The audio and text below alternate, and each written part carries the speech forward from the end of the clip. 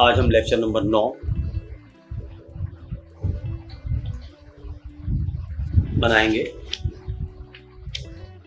जो स्पेशली हिंदुस्तान में 2022 में 4,60,000 दुर्घटनाएं हुई थी,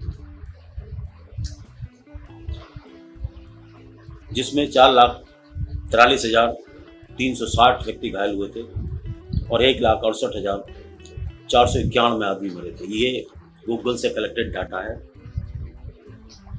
एक्सीडेंट केसेस का। तो सबसे ज़्यादा एक्सीडेंट के केसेस होते हैं, एक्सीडेंट सड़क पर भी होता है, नदियों में भी होता है, हर जगह मकान बनाते हुए दुर्घटनाएं भी होती हैं। तो भारतीय दंड संहिता, जिसे पहले इंडियन पीनल कोड भी कहते थे, इस तरीके के अपराधों को बारे में बताती है। तो हमारा ये टॉपिक आज स्पेशली उन 3 सेक्शंस पर होगा जिनमें पुलिस आरोप पत्र दाखिल करती है। ये दुर्घटना से संबंधित होते हैं, जिसमें दुर्घटना होती है या तो साधारण चोट लगती है या गंभीर चोट लगती है या आदमी की मृत्यु हो जाती है। ऐसे केसेस महानगरों में, खासकर दिल्ली, मुंबई, हैदराबाद, मद्रास, चेन्नई जिसे कहते हैं, बड़ी सिटियों में ज़्यादा दुर्घटनाएं देखने को होती हैं। और आजकल बहुत सारे हाईवे नए नए निर्माण हो रहे हैं, तो हाईवे पर गति बढ़ती जा रही है, तो जरा सी असावधानी से भी दुर्घटना होती है। तो चलो हम स्टार्ट करते हैं। आज दोबारा से करते हैं, जैसे मैं 5 या छठे लेक्चर में मैंने ये सेक्शंस आपको बताया था। आज मैं आपको ये दुर्घटना से संबंधित सेक्शंस, ये पहला सेक्शन है 281, 281/125/। आपको जब भी आरोप पत्र दुर्घटना में साधारण चोट आने से दिखेगा तो यही वाले चार्जशीट आएगी इस सेक्शन में।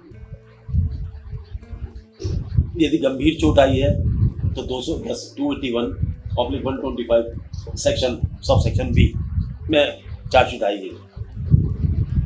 यदि दुर्घटना में मौत कारित हो गई है तो 281/106 की धारा में सेक्शन आएगी। इसके अंदर क्या एविडेंस कलेक्ट करनी है, पुलिस क्या क्या करेगी, और एक स्टूडेंट को क्या क्या देखना चाहिए जो न्यायालय में उसके काम आए। उदाहरण के लिए पहले इसकी डेफिनेशन पढ़ता हूँ, और डेफिनेशन में आप भी समझने की कोशिश करो कि डेफिनेशन क्या है इसकी। हिंदी भाषी क्षेत्रों के लिए भी पढ़ी जाएगी डेफिनेशन, और इंग्लिश भाषी के लिए। तो पहले हिंदी भाषी के लिए पढ़ता हूँ, जरा देखें डेफिनेशन क्या कहती है। जो कोई किसी लोक मार्ग पर ऐसे उतावलेपन, एक एक शब्द पे महत्व दें, एक एक शब्द महत्वपूर्ण है। उतावलेपन, उपेक्षा से कोई वाहन चलाएगा या सवार होकर हाँकेगा। सवारी वाहन पर तो की नहीं जाती, घोड़े पे की जाती है। तांगा होकर हाँकेगा, जिससे मानव जीवन संकटापन्न हो जाए, अर्थात जिससे मानव जीवन के लिए हानि होने की संभावना हो, संकट आ जाए, या किसी अन्य व्यक्ति को उपाहति या किसी अन्य व्यक्ति को चोट लग जाए या क्षति कारित होना संभव है, या जिससे क्षति हो सकती है, नुकसान पहुंच सकता है, वह दोनों भांति में से किसी भांति के कारावास से, जिसकी अवधि 6 मास तक की हो सकेगी, जो जुर्माने से भी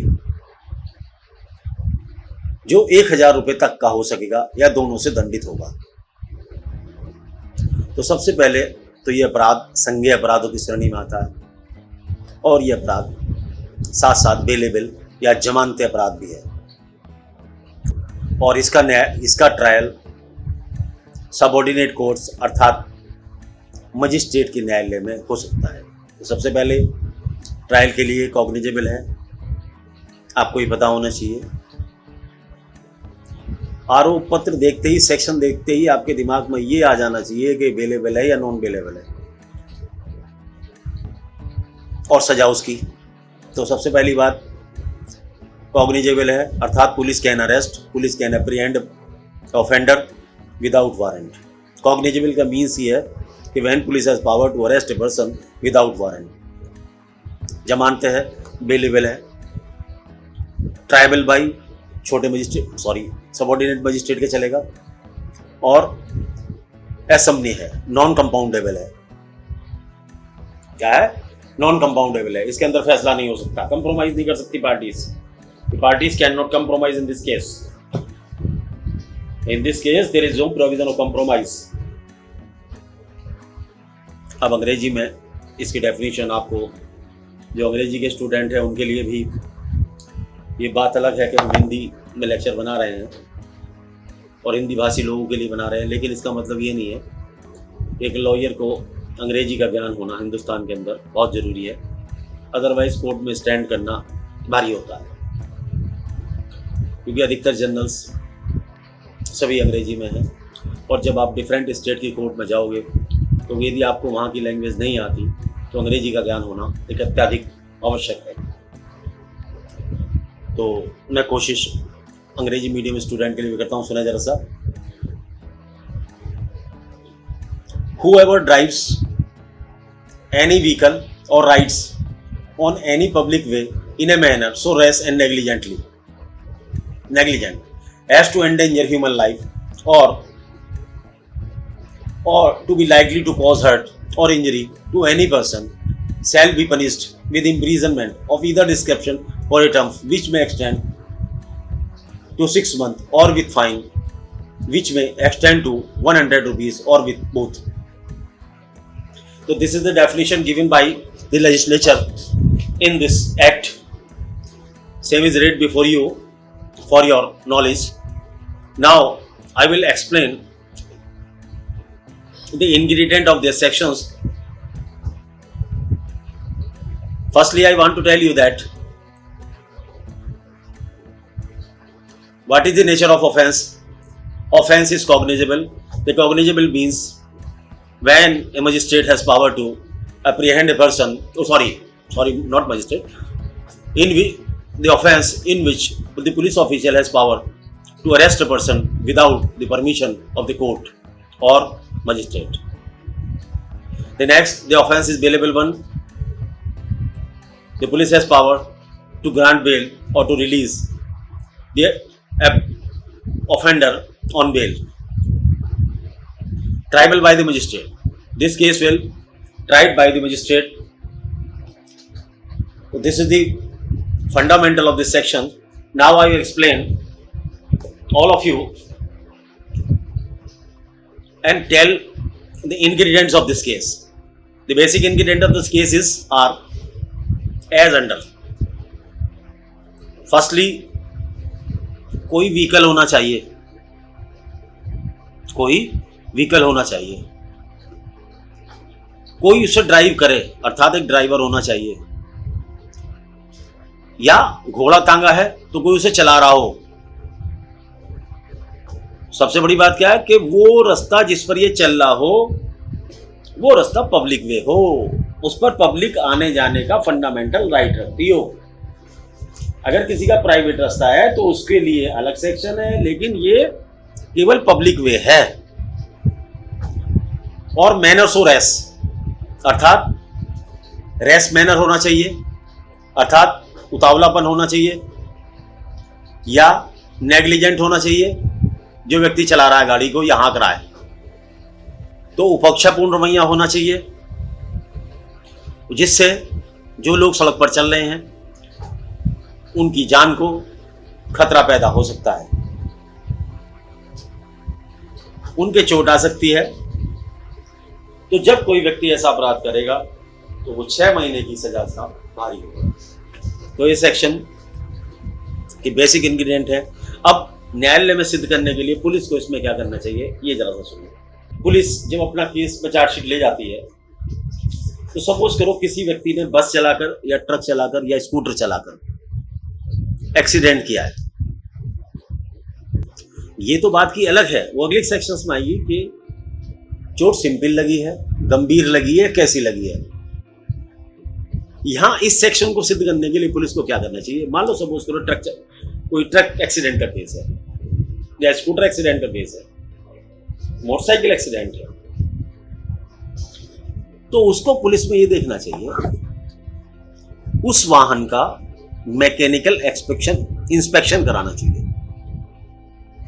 मैकेनिकल इंस्पेक्शन एक एक्सपर्ट मैकेनिक होता है जो कई बार गवर्नमेंट हायर भी करती है और कई बार गवर्नमेंट उन्हें ड्यूटी पर भी रखती है। ये पुलिस डिपार्टमेंट में अधिकतर पाए जाते हैं।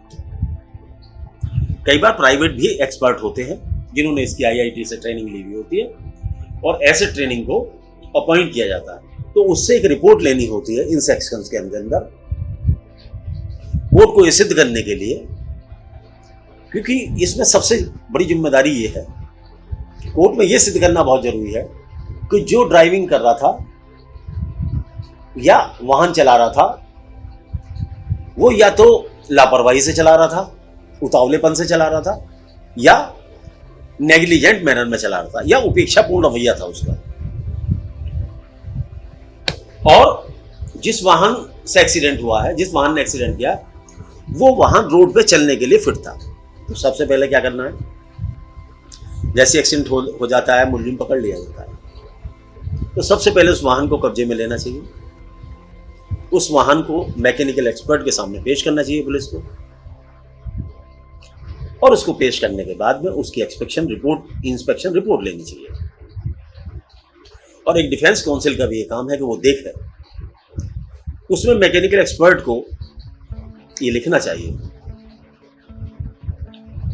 नंबर 1 कि वाहन के ब्रेक ठीक हैं, लाइट ठीक है, सब कुछ ठीक है, जहां पर एक्सीडेंट के निशान है, डेंट है, उनको एक्सप्लेन करना चाहिए ये डेंट के निशान है, इसके ब्रेक ओके हैं,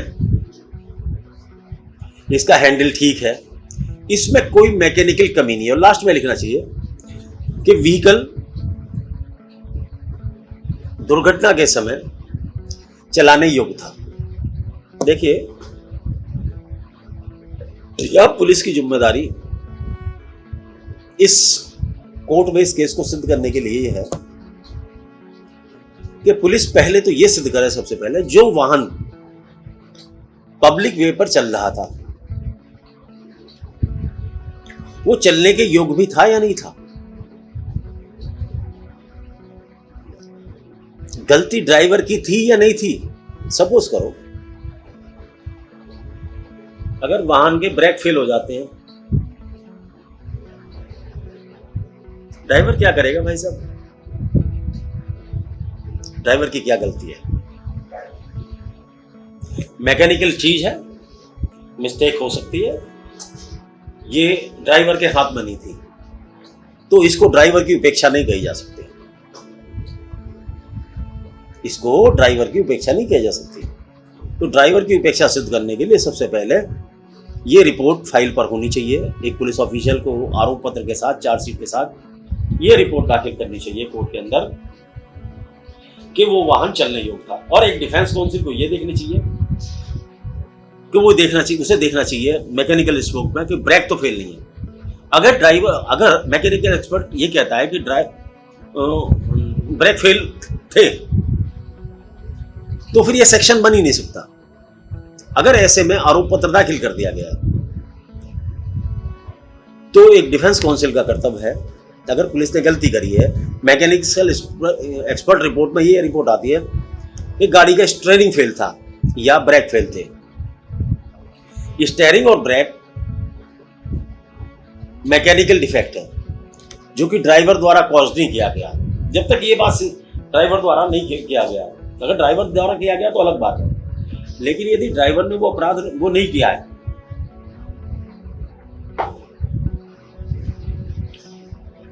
तो डिफेंस काउंसिल को ये बताना चाहिए कि सर इसके ब्रेक फेल हो गए थे और ब्रेक फेल होने के कारण ये अपराध नहीं बनता है, या इसका स्टीयरिंग फेल हो गया था। जहां ब्रेक फेल और स्टीयरिंग फेल अगर इस केस में आ जाता है तो पहली बात तो पुलिस को चार्जशीट दाखिल नहीं करनी चाहिए। यदि किसी अज्ञानतावश पुलिस ने चार्जशीट दाखिल कर दी है, यह नहीं कहते कि सभी एक्सपर्ट हैं या मैं ही एक्सपर्ट हूं, मैं भी नहीं मानता, अगर कर दी है तो एक डिफेंस काउंसिल एडवोकेट का कर्तव्य है कि वो कोर्ट में ये एक्सप्लेन करे कि साहब ड्राइवर तो कंट्रोल कर ही नहीं सकता था क्योंकि इसके ब्रेक फेल हो गए थे या इसका स्टीयरिंग फेल हो गया था। तो ये मैकेनिकल डिफेक्ट है। अगर मैकेनिकल कमी है उसके अंदर तो उसके अंदर ड्राइवर का कोई रोल नहीं। ऐसे में ड्राइवर एक्विटल का एंटाइटल है। क्या डिस्चार्ज का मतलब, डिस्चार्ज से कहने का मतलब उसके ऊपर चार्ज ही आरोप पत्र या इसमें नोटिस दिया जाता है, क्योंकि जो छोटा केस होते हैं इसको बहुत बड़ा केस नहीं है, इसकी ग्रेविटी तो है लेकिन इतनी ग्रेविटी नहीं है इसकी ऑफेंस की कि हम इसे हीनियस की श्रेणी में रख दें। क्योंकि इसमें सबसे बड़ी बात क्या होती है, एक्सीडेंट में इच्छा से नहीं करता कोई आदमी एक्सीडेंट, कोई जब भी करता है जल्दबाजी से या उपेक्षापूर्ण वजह से करता है। उपेक्षा से क्या, एक व्यक्ति से ये आशा की जाती है, एक प्रूडेंट व्यक्ति से, कि वो गाड़ी को सही तरीके से चलाएगा। जब वो प्रूडेंट व्यक्ति उस ड्यूटी को करने में जो कि उसे प्रूडेंस से करनी चाहिए थी इसको नहीं करता, तभी वो ऑफेंस नेग्लिजेंट कहलाता है। एक प्रूडेंट व्यक्ति से जिस कार्य को जिस तरीके से करने की आशा की जाती है, जब वो व्यक्ति उस कार्य को उस तरीके से नहीं करता, अर्थात उसमें रेकलेसनेस दिखाता है या इंडिफरेंस हो जाता है, यही मिस्टेक चालू हो जाती है, यही ये लॉ लागू होता है। तो यही उपेक्षा है। क्या है? यही उपेक्षा है। और उतावलापन क्या है? ये तो उपेक्षा हो गई। उतावलापन क्या है? मान लो आप गाड़ी जिग-जैग चला रहे हैं, गलत तरीके से आप उसको गाड़ी को दौड़ा रहे हैं, अंधाधुंध दौड़ा रहे हैं, तो जब आप ऐसे कार्य करेंगे तो इसमें सबसे पहली बात है इंटेंशन नहीं होती, नॉलेज नहीं होती। इस अपराध में ना तो इंटेंशन होती है ना नॉलेज होती है। इसमें क्या होता है कि आदमी के अंदर रेसनेस होती है या नेग्लिजेंट बिहेवियर होता है, या वो उस प्रूडेंस से कार्य नहीं करता जितनी की एक सामान्य बुद्धि व्यक्ति से कामना की जाती है। इसीलिए ड्राइवर का लाइसेंस बनाते हुए मेडिकल कराना आजकल अनिवार्य हो गया है। तो लाइसेंस ना तो अंधे आदमी को दिया जाता है ना बहरे आदमी को दिया जाता है। जो बहरा है उसको लाइसेंस नहीं मिलता। और इसके अंदर यह भी जरूरी है कि लाइसेंस सिद्ध किया जाए। ड्राइवर लाइसेंस अगर नहीं है तो भी ऑफेंस है, गाड़ी कैसे चला रहा है, तो लाइसेंस भी इसका इंपॉर्टेंट है। लाइसेंस का लेना चाहिए पुलिस को। उसके लिए दूसरा सेक्शन है, यदि लाइसेंस नहीं है, अगर लाइसेंस नहीं है तो वो सेक्शन अलग ऐड होगा। लेकिन इसमें सिर्फ गाड़ी चलाना, लाइसेंस नहीं है तभी आप गाड़ी चला रहे हैं तो भी ऑफेंस है। अब हम इसके नेक्स्ट जॉब पे आते हैं। यदि सिंपल चोट लग जाती है तो इसके साथ आरोप पत्र में पुलिस क्या दाखिल करेगी, क्या सेक्शन लगा के दाखिल करेगी। अब मैं आपको ये जो सारा बता रहा हूं, मैं अब 44 जो मैंने पूरी किताब को जो 44 भागों में बांटा है, 80 से 85% या 90% चार्जशीटें आपको उन्हीं रूपों में मिलेगी। तो मैं इसके उस पोर्शन पे आता हूं। अगर किसी व्यक्ति को साधारण चोट आती है तो सबसे पहले मैंने इसे बताया मैकेनिकल इंस्पेक्शन 279 की चार्जशीट दाखिल करते वक्त पुलिस को मैकेनिकल इंस्पेक्शन रिपोर्ट फाइल पर लगानी चाहिए। यदि पुलिस मैकेनिकल इंस्पेक्शन रिपोर्ट नहीं लगाती और मैकेनिकल एक्सपर्ट को गवाह भी बनाना चाहिए। तो इस केस में 279 सिद्ध करने के लिए सबसे पहले तो वो शिकायतकर्ता जिसके चोट लगी है उसे गवाह बनाना चाहिए। दूसरे नंबर पर जिन्होंने ये घटना देखी है उन्हें गवाह बनाना चाहिए। तीसरा, पुलिस की जिम्मेदारी है कि मैकेनिकल इंस्पेक्शन रिपोर्ट बनानी चाहिए और उसको पेश करना चाहिए और उस एक्सपर्ट को गवाही के लिए कोर्ट में लाना चाहिए। यदि पुलिस ऐसा नहीं करती तो पुलिस इस अपराध को सिद्ध नहीं कर सकती। तो ये 3 बातें पुलिस के लिए होती हैं और ये जो मजिस्ट्रेट साहब भी देखेंगे इसी बात को और डिफेंस काउंसिल को भी इन बातों का ध्यान रखना चाहिए। और रेस एंड नेग्लिजेंट ये दोनों जिसका है पुलिस अपनी तरह से सिद्ध करेगी और डिफेंस करने वाले इन धाराओं को अपनी तरीके से काटेंगे। किस तरीके से काटेंगे कि वो अपना बताएंगे कि रेसलेस नहीं है, नेग्लिजेंस नहीं है, ये सारी बातें वो उनका डिफेंस का है। और पुलिस का ये रवैया है तो पुलिस का ये तरीका है तो वो ये बताए कि नेग्लिजेंट है, रेसलेस है।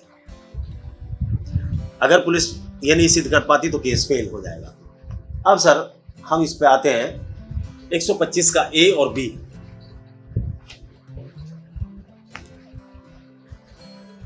जब ऐसी गाड़ी चलाने से, ऐसी कार्रवाई करने से यदि कोई व्यक्ति किसी व्यक्ति के चोट मार देता है, चोटें 2 प्रकार की होती हैं।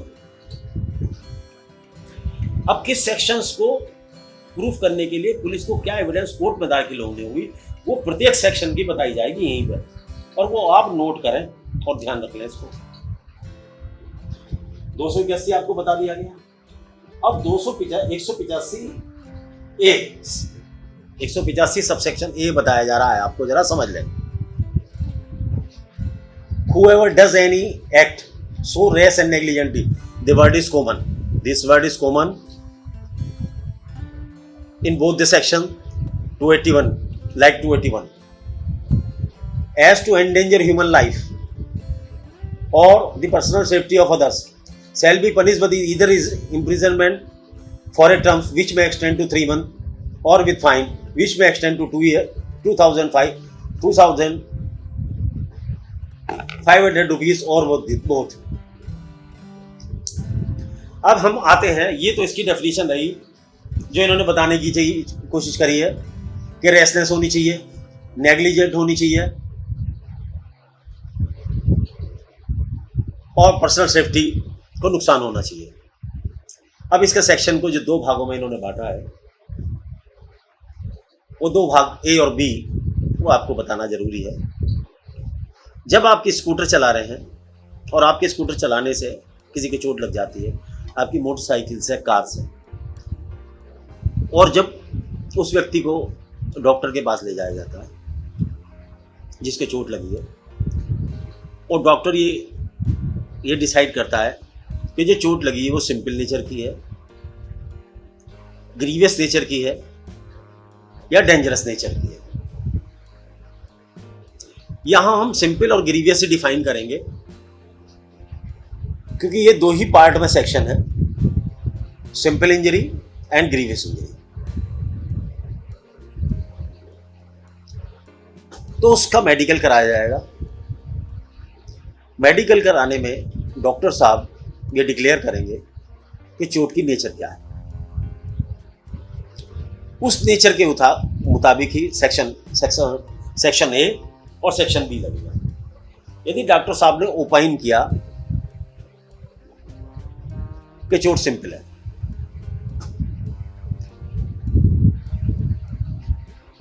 तो पुलिस ऑफिशियल उस रिपोर्ट को लेंगे और अपने चार्जशीट के साथ लगाएंगे और उन डॉक्टर साहब को या उनके असिस्टेंट को, क्योंकि डॉक्टरों पर इतना टाइम नहीं होता, डॉक्टर एक्सपर्ट होता है और सिंपल चोट को कोर्ट भी देख सकती है, कोर्ट उस पर नोटिस ले सकती है कि भाई नहीं सिंपल चोट है, कोई प्रूफ करने की जरूरत नहीं है। तो उन डॉक्टर साहब को या किसी असिस्टेंट को उस रिकॉर्ड को सिद्ध करने के लिए पुलिस को इस सेक्शन में गवाह, पुलिस को उन डॉक्टर को या मेडिकल स्टाफ को गवाह बनाना जरूरी है। तो 281 के तो सेक्शन के बता ही दिए क्या क्या थे, और इसके लिए स्पेशली इस सेक्शन के लिए डॉक्टर को बनाना जरूरी है।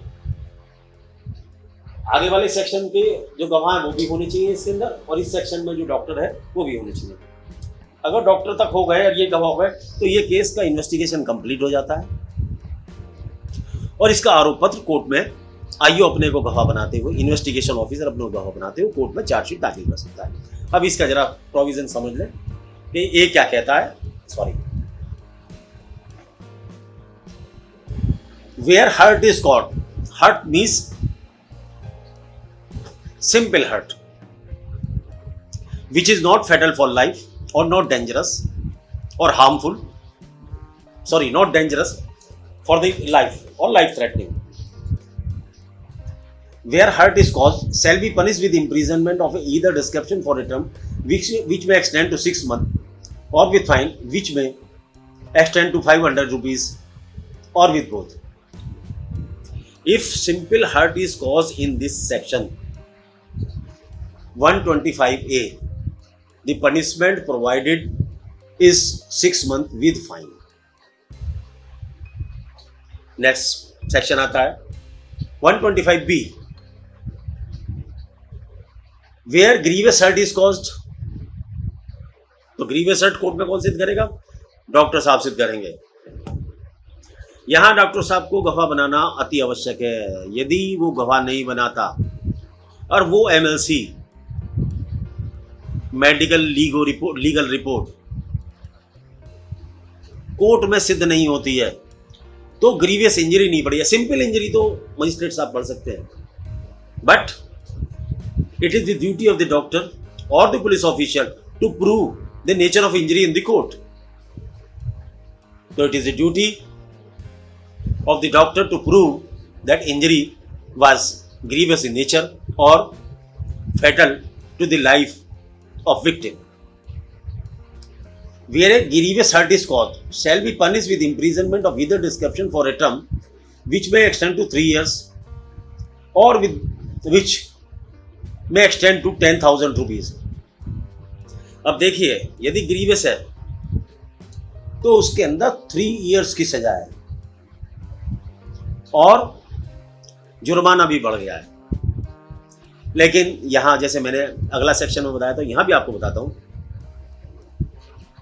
125 bracket sub section A cognizable है, बेलेबल है, ट्राइबल बाई मजिस्ट्रेट है, नॉन कंपाउंडेबल है. ये बातें बहुत जरूरी हैं, आपको ध्यान रखनी. सेक्शन प्रोवाइड करता है, इसलिए सेक्शन में इसी में अभी मैं आपको ये दिखाना चाहूंगा.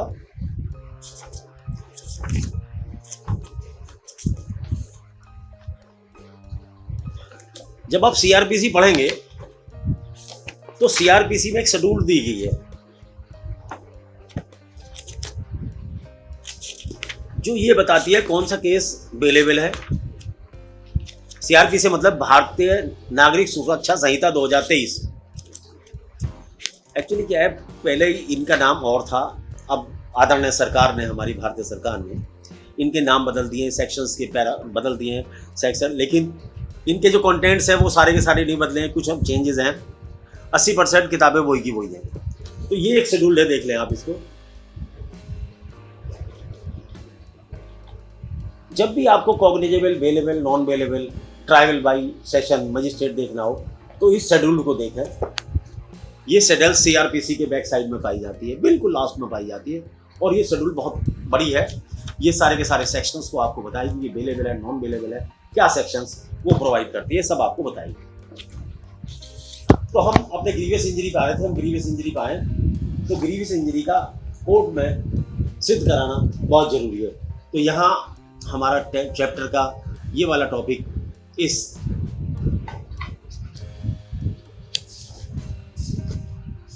9वें लेक्चर में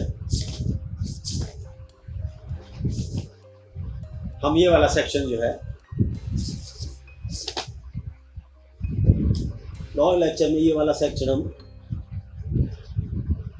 पूरा कर रहे हैं. अब आगे जब आएंगे हम, अब जब हमारा अगला टॉपिक आएगा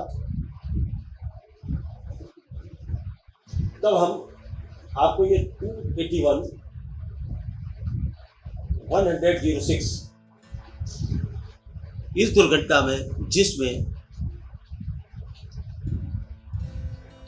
एक्सीडेंट में लोग मर जाते हैं, उसमें पुलिस का इन्वेस्टिगेशन किस प्रकार का होना चाहिए, पुलिस को क्या एविडेंस कलेक्ट करनी चाहिए, डिफेंस लॉयर को क्या सिद्ध करना चाहिए, क्या देखना चाहिए, ये सेक्शन तो कॉमन रहेगा.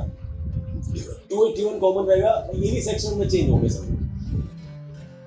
नेक्स्ट टॉपिक पे जब 10वां लेक्चर बनेगा, सॉरी 9वां तो ये था, 10वां लेक्चर जो बनेगा तब मैं ये बताने की कोशिश करूँगा कि क्या अपराध बनता है। Thank you very much for kind listening.